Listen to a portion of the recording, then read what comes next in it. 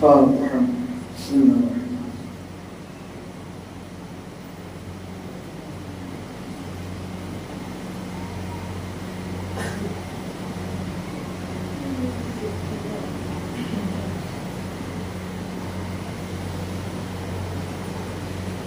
لا حول ولا قوة إلا بالله العلي العظيم. أعوذ بالله من الشيطان اللعين الرجيم. بسم الله الرحمن الرحيم. الحمد لله رب العالمين بارئ الخلائق أجمعين وباعث الأنبياء والمرسلين. إياك نعبد وإياك نستعين. والصلاة والسلام على سيدنا ونبينا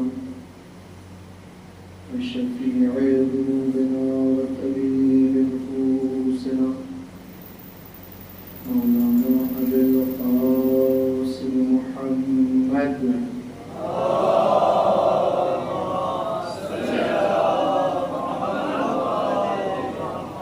وعلى أهل بيته الطيبين الطاهرين المعصومين المظلومين واللعنة الدائمة الباقية على أعدائهم وقتلتهم وغاصبي حقوقهم أجمعين. اللهم لعن أول ظالم ظلم حق محمد وآل محمد وآخر تابع له على ذلك. اللهم لعن العصابة التي جاهدت الحسين وشايعت وبايعت وتابعت على قتله. اللهم لعنهم جميعا. أما بعد فقد قال الله سبحانه تبارك وتعالى وقوله الحق. بسم الله الرحمن الرحيم. من المؤمنين رجال صدقوا ما عاهدوا الله عليه ومنهم من بقى نحبه ومنهم من ينتظر وما بدلوا تبديلا. صلوات محمد.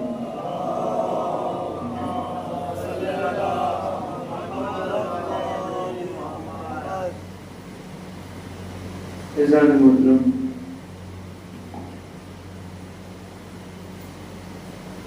اشر محرم کی یہ نئی مجلس ہے جو اس موضوع پر چل رہی تھی کہ کربلا ایک انسانیت ساز حقیقت کا نام.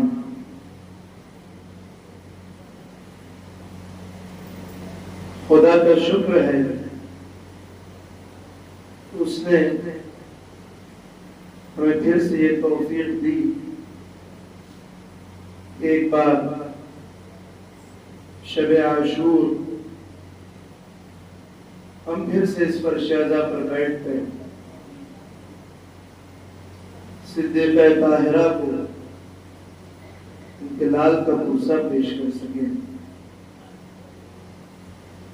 ورنہ جو ہم نے 8 ربیع الاول کو الوداع کہا تھا تو کسی کو نہیں معلوم تھا کہ 1446 ہجری کا محرم پھر سے ہمیں نصیب ہوگا یا نہیں ہوگا. یہ خدا کا لطف ہے، خدا کی عنایت ہے. اس نے ہمیں پھر سے یہ موقع نصیب کیا.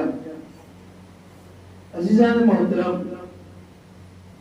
کربلا ایک درسگاہ ہے. کربلا شعور کو پیدا کرتی ہے. اور حسین اس شخصیت کا نام ہے جو سوئے ہوئے ذہنوں کو بیدار کرتی ہے، گمراہ ذہنوں کو راہ راست پر لاتی ہے.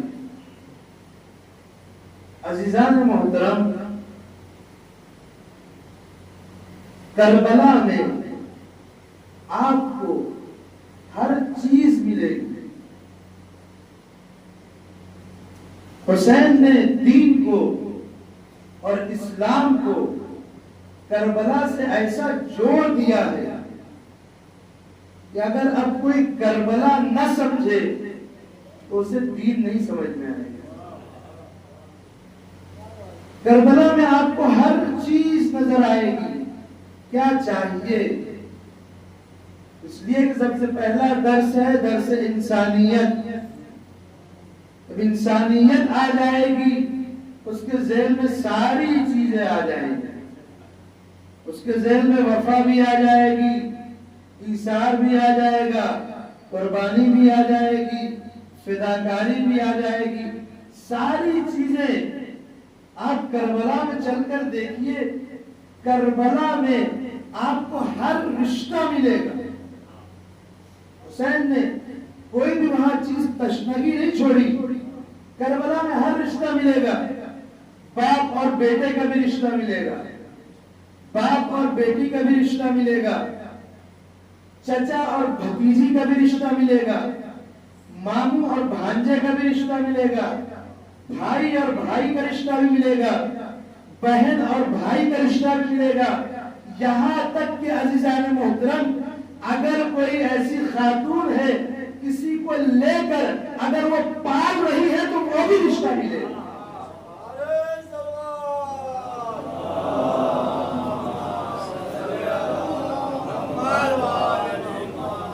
کربلا میں ہر رشتہ ملے گا، کربلا میں ہر چیز ملے گی. اس لیے کہ دیکھیے کربلا مرکز اسلام، کربلا مرکز اسلام بن چکا ہے. دیکھیے میں بیان کروں یہاں پہ، بہت سے لوگ غلط باتیں کرتے ہیں کہ مرکز دیکھیے کبھی عمارت نہیں ہوا کرتی. مرکز عمارت نہیں ہوا کرتی، مرکز امام باڑہ نہیں ہوا کرتا، مرکز علم ہوا کرتا ہے. مرکز کبھی بھی علم ہوتا ہے. غلط بات نہیں ہونی چاہیے کہ مرکز مثلا فلاں عمارت ہے، میں اس کو ثابت کرتا ہوں کیسے. آپ چل کر دیکھیے رسول مکے میں ہے، مرکز اسلام مکہ. اگر عمارت ہوگی تو اب ہمیشہ مرکز اسلام مکہ ہونا چاہیے. توجہ کیجیے گا، بہت زیادہ سہمت نہیں دوں گا. اگر عمارت ہے مرکز تو مرکز اسلام ہمیشہ مکہ ہونا چاہیے. لیکن رسول نے اب مکے سے ہجرت کی مدینے، اب اسلام کہاں گیا؟ مدینے چلا گیا. اب مرکز اسلام مدینہ ہے، اب مرکز اسلام مکہ نہیں ہے. اب لوگ اگر مکے جائیں گے وہاں مشرکین کو ملیں گے، اسلام نہیں ملے گا. اسلام لینا ہے تو اب مدینے جانا ہوگا. کیوں؟ اگر عمارت مرکز ہے مراد تو اب خانہ کعبہ وہاں پہ ہے، مرکز وہ ہونا چاہیے. لیکن عمارت مراد نہیں ہے، رہنما جہاں جائے گا وہاں مرکز بنتا جائے گا.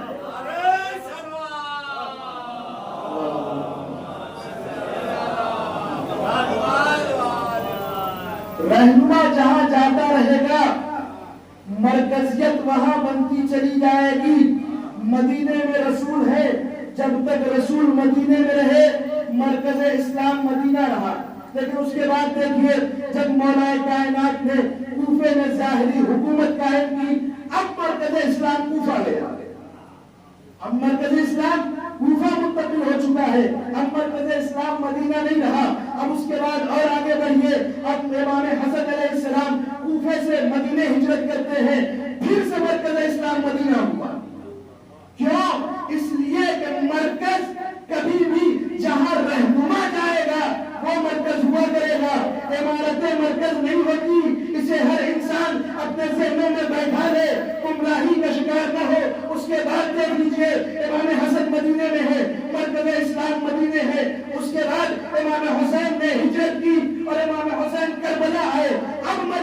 اسلام کربلا ہو گیا. اور خدا کی قسم حسین نے ایسی ہجرت کی ہے کہ تا قیامت اب مرکز اسلام کربلا رہے گا.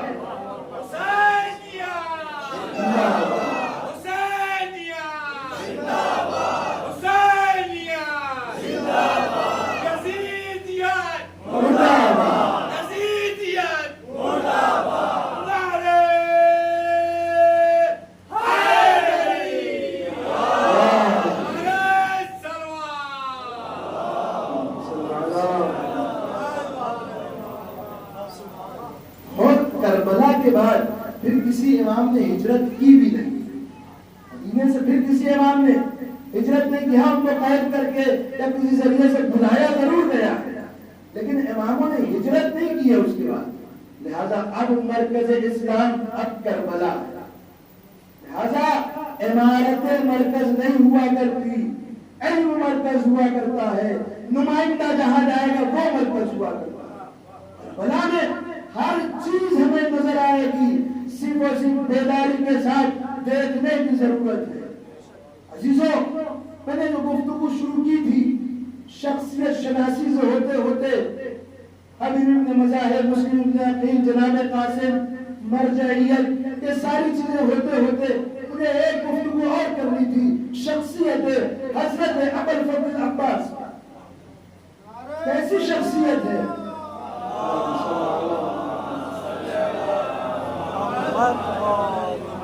قرآن کریم میں آیت کریمہ موجود ہے. بسم اللہ الرحمن الرحیم. والشمس وضحاها والقمر اذا تلاها. یہاں سورج سے مراد رسول اکرم ہے. چاند سے مراد کہ چاند اب بلا فاصلہ اس سورج کے پیچھے پیچھے چلا. چاند سے مراد مولا کائنات. لیکن یہ تھوڑا سا زمانہ اور اب آگے لے کر چلیے. اب میں بتاتا ہوں کہ سورج سے مراد کون ہے, چاند سے مراد کون ہے. سورج سے مراد جب تھوڑا زمانہ آگے بڑھا, سورج سے مراد امام حسین ہے. چاند سے مراد ابو الفضل العباس.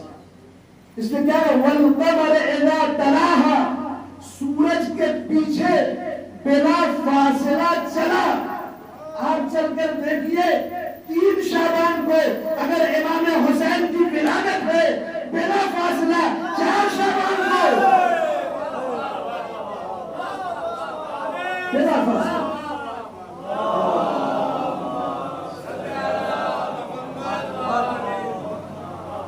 بلا فاصلہ ولادت ہے. سورج ہے امام کی ذات, چاند ہے حضرت ابو الفضل العباس. اور اس کے اوپر باقاعدہ ہندوستان کے ایک عالم دین کے نام میں ابھی فراموش کر رہا ہوں, باقاعدہ ایک کتاب کی تھی. اس کی کتاب کا نام ہی بڑا زبردست کہ 14 سورجوں میں اکیلا قبر بنی ہاشم. دیکھیے چاند 12 ہوتے ہیں, ہر مہینے کا ایک چاند 12 ہوتے ہیں, لیکن سورج ایک ہوتا ہے. خدا کی قسم عباس کی ذات کو تو سمجھئے, عباس اسے کہتے ہیں جو 12 سورجوں سے استفادہ کر رہا ہے. چاند ہوتا کیا ہے, سورج کی کرنوں کو ایکسپٹ کرتا ہے, اپنے اندر رکھتا ہے, ضم کرتا ہے. سورج کی تاثیر گرم ہوتی ہے اور چاند اسی کے مقابل ٹھنڈا ہوتا ہے. اب دیکھیے ابو الفضل العباس کو چاند سے مراد دیا گیا ہے, اور امام حسین اور دیگر امام سورج. خدا کی قسم اس شخصیت کو پہچانیے. بس ایک واقعہ میں تو کروں گا. جنگ خندق ہے, ابو ذر ہے, ابو ذر ہے مولا رسول اللہ کے پاس. ایک شخص ہے, اس نے پلاننگ کی اسلام کے اوپر حملے کے لیے, تو رسول بھی اپنے جاسوس چھوڑ کر رکھے ہوئے تھے. اس نے آ کے خبر دی کہ سرکار دین پر اور اسلام پر حملے کی نوبت آ گئی ہے, لوگ فلاں دن حملہ کرنے والے. رسول نے کہا ٹھیک. مغرب کا وقت ہوا, رسول نے چاہا کہ مغربین بعد سب کو اب جمع کریں. مغرب کا وقت ہوا، نماز ہوئی، عشاء کی نماز ہوئی، جیسے ہی نماز ہوئی لوگ جانے لگے. وہی تو ہم کرتے ہیں نمازوں میں، نماز پڑھتے ہی اٹھ کے بھاگتے ہیں. معلوم دعا ہے، نماز ہے، جو بھی ہے. دیکھیں بہت زیادہ تاکید ہوئی ہے اسلام میں، بلا فاصلہ نماز کے بعد اگر کوئی چیز اہمیت رکھتی ہے تو وہ تسبیح حضرت زہرا بلا فاصلہ.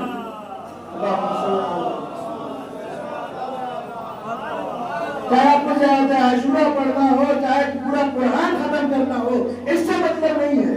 بلا فاصلہ اگر کوئی چیز ہے تو وہ ہے تسبیح حضرت زہرا. لہذا کوشش کیا کیجیے، نماز کے بعد بیٹھے ہفتہ کر 5 منٹ تسبیح حضرت زہرا پڑھیے، اس کے بعد جو آپ کو کرنا ہوگا کریے. وہاں بھی وہی ہوا، جیسے ہی نماز ختم ہوئی لوگ اٹھے اور جانے لگے. رسول بیٹھے، انہوں نے کہا رکو، کیا کام ہے؟ کہا مجھے تم سے کچھ مشورہ لینا. کہ افضل ہو گئے صحابی کہ رسول مشورے کی بات کر رہے ہیں. لیکن ہمارے قوم میں اس بات کی کمی ہے کہ ہم کسی سے مشورہ نہیں لیتے. مشورہ رسول سمجھا رہے ہیں، میں رسول ہوں، سب جانتا ہوں، اس کے باوجود مشورہ لے رہا ہوں. آج ہم مشورہ دینے میں اس لیے ڈرتے ہیں، ارے وہ بھی جان جائے گا، جان جائے گا تو کیا کرے گا؟ ٹانگ اڑا دے گا. آپ کو خدا کی ذات پر اطمینان نہیں ہے، اس کی ٹانگ اڑانے پہ اطمینان ہے. یہ ہے انسان کا ایمان. رسول مشورہ لے کے بتا رہے ہیں، دیکھو اتنا بڑا ہونے کے بعد میں مشورہ کرتا ہوں. کیسا مشورہ کرتا ہے یا رسول اللہ؟ کیا خبر پہنچی ہے حملہ ہونے والا ہے. یا رسول اللہ خبر جھوٹی بھی تو ہو سکتی ہے. میں نے کب کہا ہے کہ جھوٹی نہیں ہو سکتی؟ ہو سکتی ہے جھوٹی، لیکن میں نے کہا ہے اگر حملہ ہوگا تو ہمیں کیا کرنا ہے.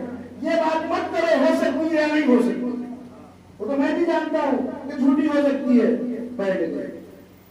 دوسرے اٹھے، یا رسول اللہ ایک کام کرتے ہیں، ایک ٹیم بنا کر بھیج دیتے ہیں اور تائید منگوا لیتے ہیں. اگر انہوں نے تائید کر دیا تو ہم پھر آمادگی کریں گے. رسول نے کہا بات تو ٹھیک ہے، لیکن یہ بتاؤ اگر ہم نے ٹیم بنا کر بھیج دی اور ان کو قتل کر دیا گیا اس کا ذمہ دار کون ہوگا؟ وہ بھی بیٹھ گیا. تیسرا کھڑا ہوا، یا رسول اللہ ان کو حملہ کرنے دیجیے، جیسے ہی حملہ کریں گے ہم منہ توڑ جواب دیں گے.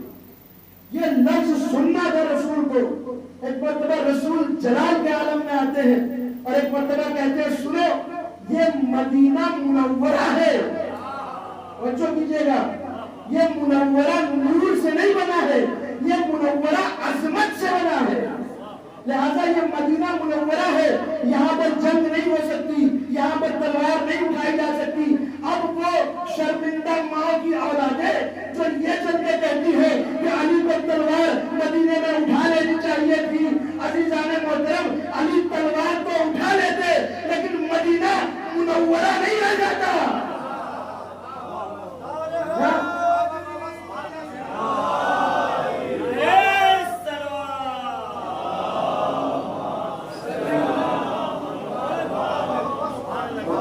کبھی منورہ نہیں رہ جاتا. لہذا بیٹھ گئے. ایک مرتبہ اب آگے بڑھتے ہیں. سلمان کہا یا رسول اللہ چونکہ میں ایران کا رہنے والا ہوں، وہاں پہ جب یہ سب کچھ ہوا کرتا تھا وہاں پہ خندق کھود دی جاتی ہے. جب خندق کھودنے تو ہوتا کیا تھا، یا تو دشمن اس میں گرے گا یا اس کے اس طرف رہے گا. کب تک رہے گا؟ جب تک کھانا پانی رہے گا وہ رہے گا، واپس چلا جائے گا. ہاں یہ مشورہ تمہارا ٹھیک نظر آتا. حکم ہوا سب کو، 1000 لوگ موجود تھے. حکم ہوا خندق کھودی جائے، سب کے حصے طے کیا گیا. بتاؤ تمہارا جتنا ایمان ہے تم اپنی اس اعتبار سے خندق کھودو. ہر انسان اپنے اپنے ایمان کے اعتبار سے بتا رہا ہوں میں اتنا کھودوں گا، میں اتنا کھودوں گا، میں اتنا کھودوں گا. سلمان خاموش کھڑے. رسول نے کہا سلمان مشورہ دیے ہو لیکن خاموش سائڈ میں کھڑے ہو، کیا تم کو خندق نہیں کھودنی ہے؟ ایک مرتبہ 10ویں درجے کا ایمان تھا جان محترم، ایک مرتبہ کہتا ہے یا رسول اللہ جتنی یہ سب مل کے کھو دیں گے اتنی تو میں اکیلے کھو سکوں۔ 10ویں درجے کا ایمان ہے، اب سوچے ان کا ایمان کہاں تک رہا ہوگا، کسی نے اتنی کہا کسی نے اتنی کہا۔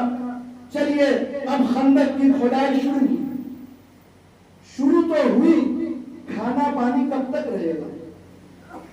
چلتے چلتے خندق کھد رہی ہے، اب کھانا پینا ختم ہو رہا، اب لوگ پریشان ہو رہے ہیں، لوگوں میں آ رہی ہے سستی، یہ کہ ظاہر سی بات ہے کھانا پانی ہو رہا ہے ختم، اب آگے کیا ہوگا؟ اب جب رسول نے یہ منظر دیکھا، رسول نے اپنے پیٹ پر پتھر باندھنے کے بعد ایک مرتبہ خود کام کرنا شروع کیے۔ رسول کو اس عالم میں دیکھ کر اب صحابی بھی اور جذبے میں آتا ہے، اب اور تیزی سے کام ہو رہا ہے۔ اس منظر کو ابوذر دیکھ رہے، ابوذر سے رہا نہیں گیا، فوراً رسول سے کہا یا رسول اللہ مجھے تھوڑا دیر کے لیے گھر جانے کی اجازت دیجیے، بس بہت نہایت ضروری کام تھا۔ اچھا جاؤ۔ گھر گئے، دروازہ تک پر بات کیا، بیوی نے دروازہ کھولا، کیا بات ہے اتنی جلدی آ گئے؟ در حقیقت معاملہ یہ ہے کہ میں نے رسول کو اس عالم میں دیکھا ہے، کیا گھر میں رسول کی دعوت کے لیے کچھ ہے؟ ہاں تھوڑی سی جو ہوگی اور ایک بکری، کیا تم راضی ہو میں رسول کو دعوت دے دوں شام میں؟ کہاں اس سے بڑی کیا بات ہو سکتی ہے، ہمارا رسول ہمارے گھر میں آ جائے۔ دیکھیے یہ بھی ایک درس ہے کہ بیویوں سے گھر میں جا کے تھوڑا سا مشورہ بھی کر لیا کریں، یہ نہیں ہم مرد ہیں تو کسی کو بھی دعوت دیں، ٹھیک ہے آپ دعوت دے سکتے ہیں، یہاں پہ آپ کو کردار بتایا جا رہا ہے، تھوڑا سا انہیں بھی ساتھ میں شامل رکھیے، تھوڑا سا مشورہ کیجیے، کھانا اور گھر کی ذمہ داری ان کے حوالے ہے۔ کہا گیا میں راضی ہوں، گئے ابو یا رسول اللہ آج رات میں آپ کی میرے گھر پہ دعوت ہے۔ الحمدللہ آپ آئیں گے یا رسول اللہ؟ آپ بالکل آؤں گا۔ ایک مرتبہ رسول نے علی کو آواز دی، علی شام میں ابوذر کے گھر دعوت ہے، چلنا رہے گا۔ ابوذر تو خوش ہو گئے، خیر رسول تو جا رہے ہیں، علی سے بھی کہہ دیا، بڑی اچھی بات ہے، نبی بھی آ جائے گا، ولی بھی آ جائے گا، بڑے خوش ہوئے۔ تھوڑی دیر کے بعد نبی نے ایک مرتبہ وہ 998 صحابی کو بھی کہا سنو شام میں ابوذر کے یہاں چل کے کھانا کھانا ہے۔ اب اس کی سٹی بٹی گول، یہ ظاہر سی بات ہے تھوڑی سی جو تھی، ایک بکری تھی، چاہتا تھا رسول کو دعوت دے، چلیے علی بھی آ گئے، بڑی اچھی بات تھی، لیکن اب یہ 1000 لوگوں کا انتظام ہوگا کہاں سے؟ بولتا نہیں ہے کچھ، بولتے نہیں ہے کچھ، گھر کی طرف بڑھے، چل کے انتظام کرتے ہیں۔ بیوی نے دروازہ کھولا، کیا بات ہے خیریت تو ہے؟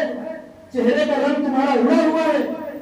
ایک مرتبہ کیا بتاؤں، میں نبی کو دعوت دینے گیا تھا، نبی نے علی سے بھی کہہ دیا، اس سے اچھی بات کیا ہو سکتی ہے؟ کہا بات یہاں تک تو ٹھیک تھی، اس سارے اصحاب کو بھی نبی نے دعوت دے دی۔ ایک مرتبہ بیوی ہو تو ایسی پلٹ کے کہا یہ بتاؤ تم نے دعوت دی ہے؟ کہا نہیں۔ کس نے دعوت دی؟ نبی نے دعوت دی۔ کافی پریشان کیوں ہوتے ہو؟ وہ دعوت دینے والا جانے، انتظام کرنے والا جانے۔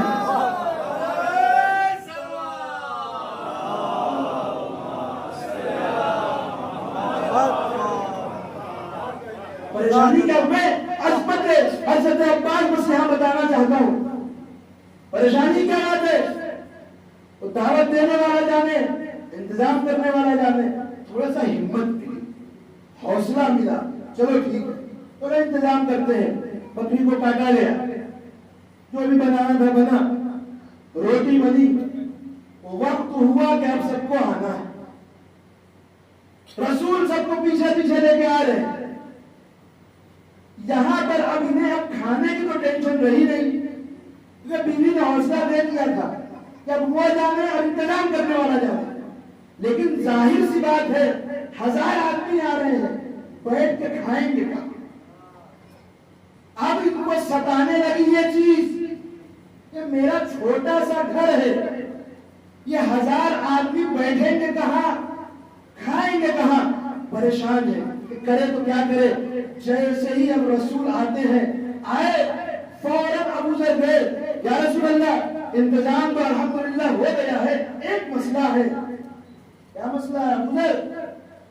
کہ یا رسول اللہ مسئلہ یہ ہے کہ چھوٹا سا حجرہ ہے، تو زیادہ سے زیادہ 10-15 آدمی آ سکتے ہیں، میں ان 1000 آدمیوں کو بیٹھاؤں گا کہاں؟ اس میں کیا پریشانی کی بات ہے؟ تمہارے سامنے اللہ نے مشکلات کھڑا ہو اور تم یہ باتیں کرتے ہو۔ چلو حجرے میں اندر گئے، توجہ کیجئے گا، عظمت عباس اب یہاں سے سمجھتے چلیے گا۔ چلو حجرے میں رسول اندر گئے، جانے کے بعد ایک مرتبہ حجرے کے درمیان میں کھڑے ہوئے، ایک دائیں جانب دیکھا، بائیں جانب دیکھا، چاروں طرف رسول نے دیکھنا شروع کیا۔ اب وہ دیواریں پھیلتی چلی گئی، دیواریں پھیلتی چلی گئی، اتنی جگہ بن گئی کہ اب 1000 لوگ اس میں سما سکتے ہیں۔ توجہ کیجئے گا جان محترم، یعنی آپ غور کیجئے، 1000 لوگوں کی جگہ تھی نہیں، لیکن ایک مرتبہ جو نبی نے دیکھا تو اب 1000 آدمی اس میں سما سکتے ہیں۔ اب چلیے کربلا چلیے۔ امریکہ نے ایک ٹیم کو کربلا بھیجا، کہا جا کر وہاں کا معائنہ کرو اور جانے کے بعد مجھے یہ خبر دو کہ وہاں ایک وقت میں زیادہ سے زیادہ کتنے لوگ آ سکتے ہیں۔ اب پوری ٹیم آتی ہے، ایک ایک علاقے کا معائنہ کرتی ہے، نتیجے پر پہنچتی ہے اور وہاں خط لکھا جاتا ہے یہاں زیادہ سے زیادہ 30 لاکھ لوگ آ سکتے ہیں، اس سے زیادہ کی گنجائش نہیں ہے۔ عزیزان محترم، اب آپ ذرا خود فیصلہ کیجئے، یہ 40 پر کروڑ لوگ آئے کیسے؟ اب جو عباس نے زمین پہ معائنہ کرنا شروع کیا، زمین پھیلتی چلی گئی۔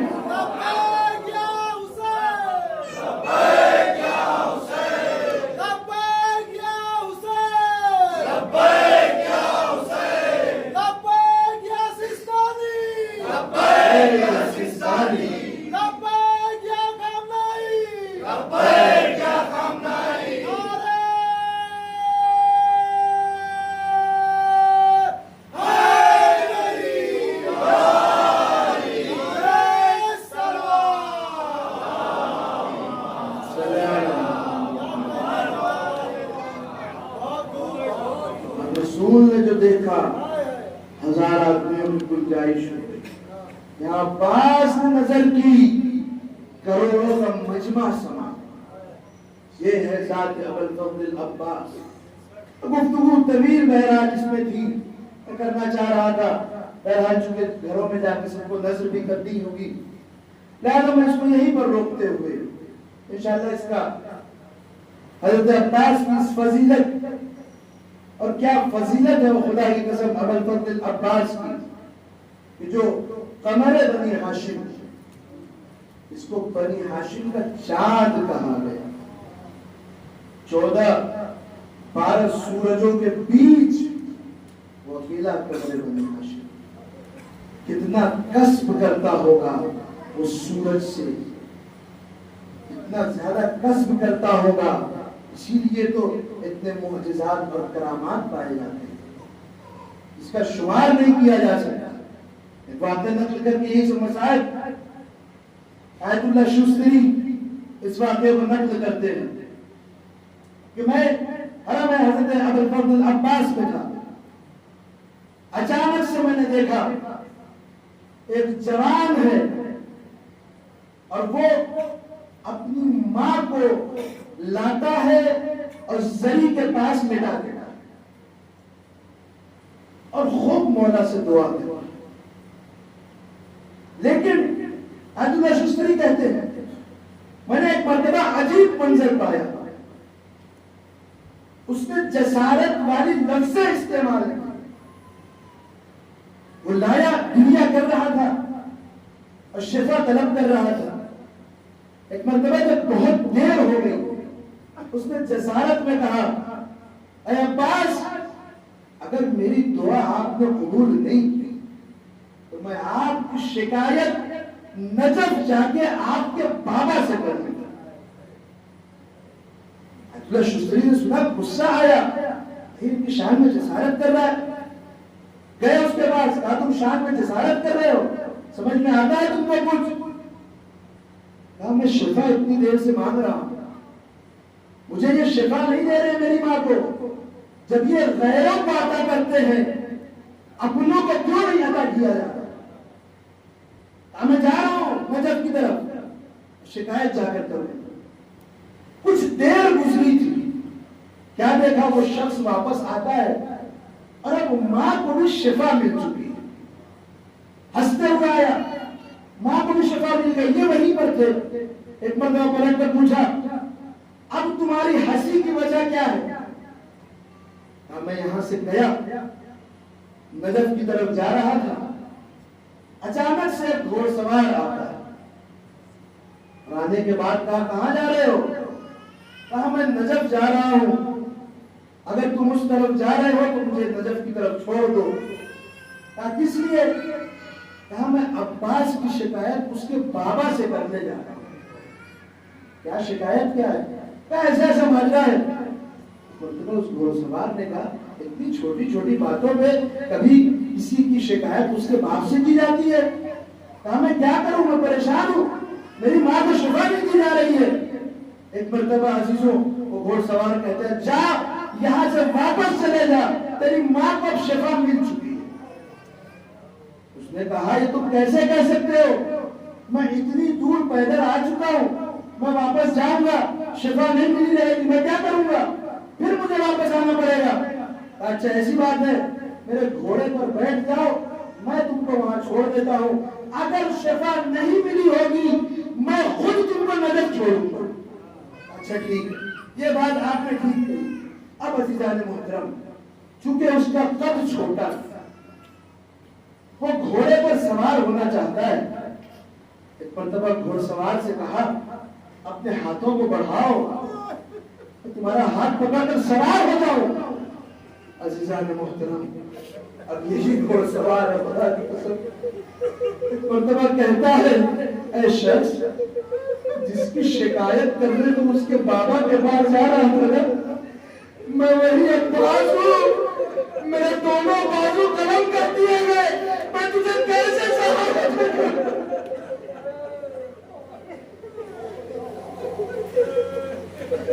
یہ ہے عباس ارباب اعظم، اسے عباس کہتے ہیں۔ شب عاشور یہی عباس ہے تو سب کا مرکز بنا ہوا۔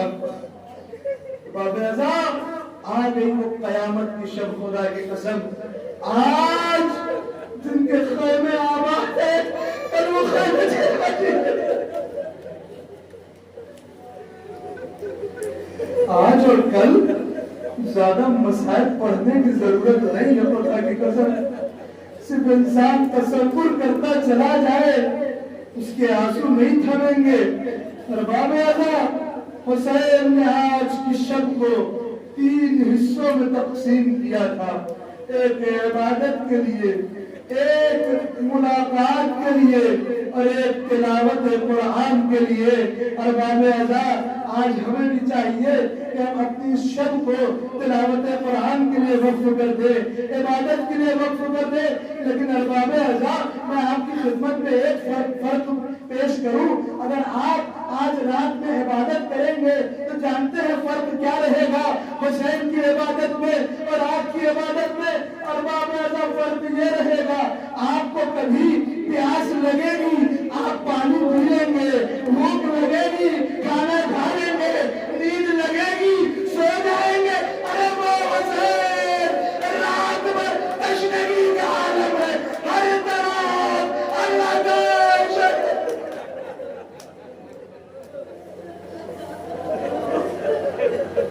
آوازیں دنیا بلند ہے، خدا ان آوازوں پر رحمت نازل کرے، خدا آپ سب کی جائز حاجات کو تحت عبداللہ حسین قبول کرے۔ ارباب اعظم یہی وہ شب ہے، ارباب اعظم حسین نے سب کو ایک جگہ جمع کر دیا اور چراغ قبول کیا اور کہا کہ جو جانا چاہتا ہے چلا جائے، خبردار کسی کے لیے مجبوری نہیں ہے۔ ارباب اعضاء سارے اصحاب ہیں، ہر ایک بندہ کہنا چاہتا ہے مولا آپ کیسی بات کرتے ہیں، کسی کی ہمت نہیں ہوتی۔ ارباب اعضاء ایک مرتبہ ابو الفضل عباس کھڑے ہوتے ہیں، تلوار پر زمین پر گاڑا اور ایک مرتبہ کہا مولا ذرا آپ مجھے یہ بتائیے اگر آپ چلے گئے تو ذرا انصاف سے بتائیے آپ کے بعد ہم زندہ رہ کے کیا کریں؟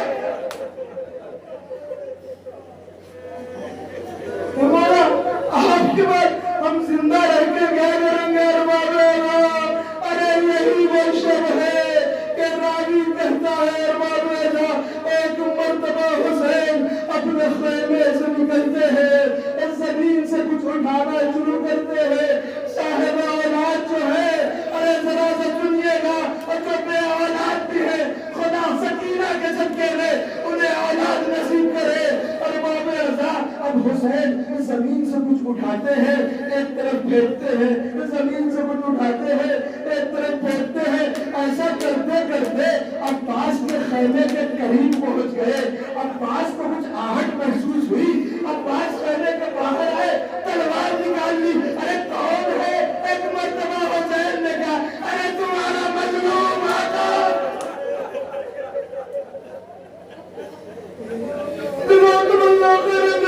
ارے کوئی غیر نہیں ہے، یہ مظلوم حسین ہے۔ ایک مرتبہ ارباب اعضاء پھر سے کچھ اٹھانا شروع کیا، بغل میں پھینکنا شروع کیا۔ اب تو سوال ہوا مولا آپ یہ کیا کر رہے ہیں؟ ایک مرتبہ حسین نے کہا ارے محبت دیکھیے گا، باپ کی محبت بچوں کے لیے کس قدر ہوتی ہے۔ ایک مرتبہ حسین نے کہا میں ان کانٹوں کو اٹھا کر سائڈ میں پھینک رہا ہوں، ایک طرف پھینک رہا ہوں، مولا وجہ کیا ہے؟ کہا ارے کل جب شام غریب ہوگی ارے میری بیٹی سکینہ یہی سے دوڑ گئی ہوگی، ارے میں نہیں چاہتا کہ کوئی کانٹا چبھتا۔ ارے مولا ارے آپ کانٹے کی بات کرتے ہیں، ارے کوئی تماچا مارتے۔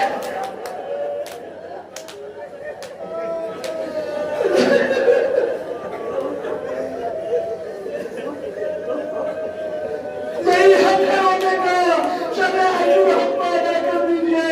اور مولا یہی شب ہے کہ ایک مرتبہ حسین باہر نکلتے ہیں، مقتل کی طرف بڑھتے ہیں، پلٹ کر دیکھا کوئی آ رہا ہے، کون تھا؟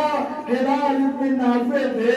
ایک مرتبہ مولا نے کہا ہلال آؤ ادھر آؤ میں تم کو کربلا دکھاتا ہوں۔ اب ایک مرتبہ ہلال کو لے کے چلے، ہلال یہ جگہ دیکھ رہے ہو یہاں اکبر شہید کیا جائے گا، ہلال یہ جگہ دیکھ رہے ہو یہاں حبیب شہید کیے جائیں گے، ہلال یہ جگہ دیکھ رہے ہو ارے یہاں قاسم شہید کیا جائے گا، تھوڑا سا آگے اور چلے، ہلال یہ جگہ دیکھتے ہو یہاں بھی قاسم ہی رہے گا۔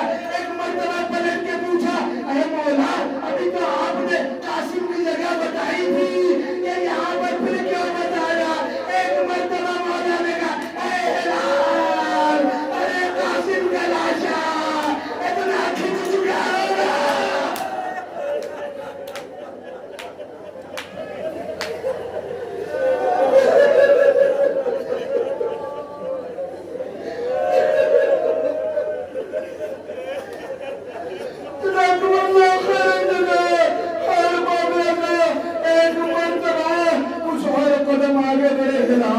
یہ جگہ دیکھتے ہو یہاں شہید کیے جائیں گے، ہلال کو ایک مرتبہ خیمے کے پیچھے لے گئے، ہلال ارے یہ جگہ تو دیکھتے ہو، ہاں مولا ارے یہ تو خیمے کے پیچھے ہے، آخر یہاں کون دفن ہوگا؟ اے ہلال ارے یہاں میرا ششما ارے میں دفن تو کروں گا لیکن نہیں غضب بنا دیں گے، ارے نیزہ لے کے آگے۔